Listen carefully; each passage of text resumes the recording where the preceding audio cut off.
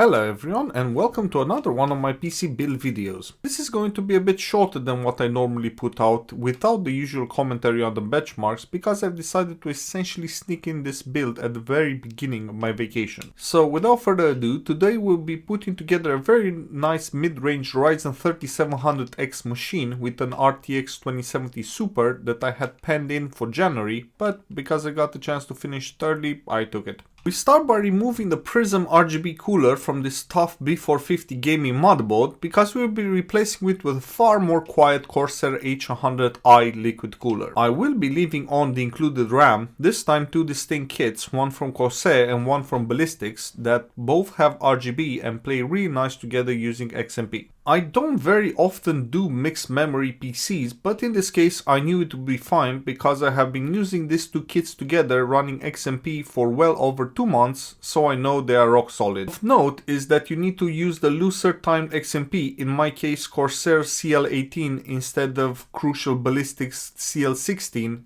It does work the other way around as well with a bit of tinkering, but I find that the effort required to tune it is really rather not worth it. It's much easier to flip the XMP option on and call it a day. Not to mention it is immune to BIOS resets. Next, the whole thing is going into this GameMax case that is ridiculously well designed. I have worked with Antec and Corsair premium cases that aren't as nicely laid out as this. Not to mention that it has integrated case RGB. I have already pre-dressed it with a 750 watt PSU that is more than enough for this build, a 1TB SATA Samsung SSD and a 1TB hard drive, plus the aforementioned Corsair H100i cooler that I have actually used in a previous build, and the new owner sold it back to me when he upgraded, so I know it is recently serviced and really quiet.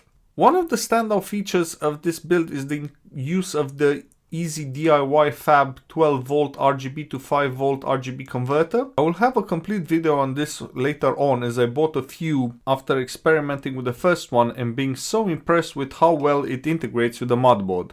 In the end, the motherboard RGB control would be responsible for all fans and light strips, while the Corsair iQ software will drive the pump head RGB and the Corsair memory kit. Really not a bad compromise in my view. I must admit I am looking very much forward to Windows integrated RGB control natively, because having different softwares, while not the end of the world, is a bit of a pain. Unfortunately, I managed to somehow miss the last bit of the footage showing the PC already, so all I have are some pictures. The benchmarks for this PC will be a bit short and without commentary due to time constraints, as I mentioned, but nevertheless they are collected on this actual PC in its final configuration, so it should give you a good sense of what this machine is capable of. And that's it from me. I hope you enjoyed the rest of this video and see you in the next one.